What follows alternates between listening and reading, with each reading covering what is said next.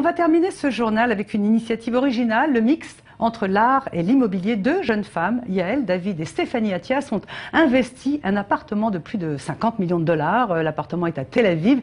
Elles y ont mis des œuvres d'art dedans et elles ont fait visiter tout cela à tout le monde. Ça s'appelle Casa Novart. Les deux jeunes entrepreneuses sont venues sur le plateau du Culture Mag. Non seulement, d'une certaine façon, elles font office d'agents immobiliers pour clientèle de luxe, mais elles sont aussi curateurs puisqu'elles ont cherché et exposé des artistes israéliens dans ce fameux appartement.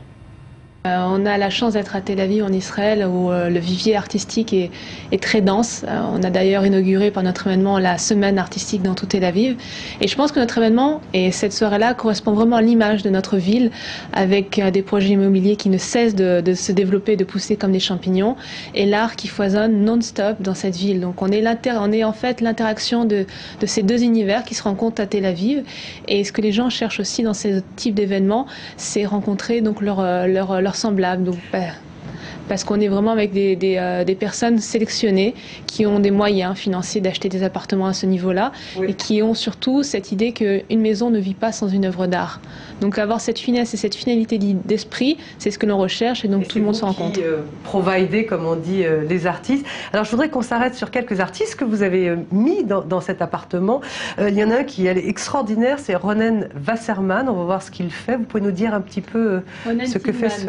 Plus exactement, c'est une merveilleuse découverte de seconde vie. C'est-à-dire que cet artiste prend à la base des vieilles pare-chocs de voitures américaines, parce que c'est celles qui sont le plus costauds et cousues, et il leur redonne une seconde vie en créant un mobilier urbain. Donc on peut voir des tables, des chaises, et c'est quelque chose qui est particulièrement surprenant, c'est que de ces voitures, il arrive à en faire quelque chose de doux. Si vous avez le plaisir de toucher, quelque chose de très sensuel, de très doux, de très chaleureux. Et donc ces objets-là, vous les avez mis dans ces fameux appartements. Voilà. Un autre artiste, Kate Frizalis.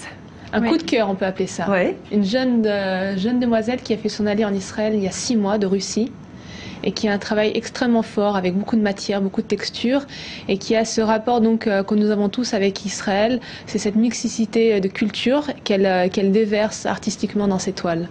Troisième artiste, à toutes les deux, et fondatrice de Casa Novart, Michal Führer, qui est sculpteur. Sculptrice, si on peut dire ça, oui. Voilà, c'est une artiste. Voilà. Oui.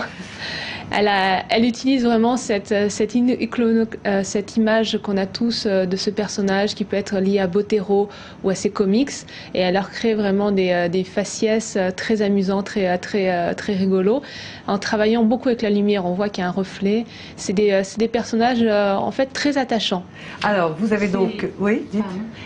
Non, mais c'est juste que c'est de l'art qui correspond aussi aux maisons. C'est pas de l'art pour les musées, donc ça doit rendre les gens heureux. Vous cherchez bien évidemment les artistes qui correspondent aux appartements somptueux qui sont censés... Et que ce soit joyeux, en fait.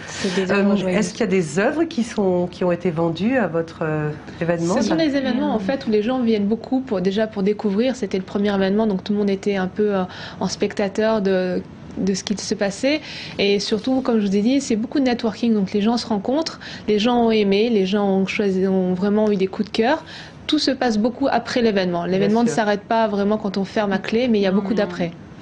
Merci beaucoup Yael, David, Stéphanie Attias, les deux fondatrices, innovatrices, voilà. De Casa Novart, l'art et les appartements de luxe. Merci à toutes les deux. Et juste pour le prochain événement, on peut s'inscrire sur notre site internet.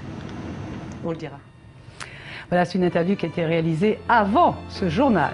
C'est la fin du Culture Mag. Vous allez retrouver dans quelques instants les news. Nous allons nous retrouver bien demain, à la même heure, pour un autre journal.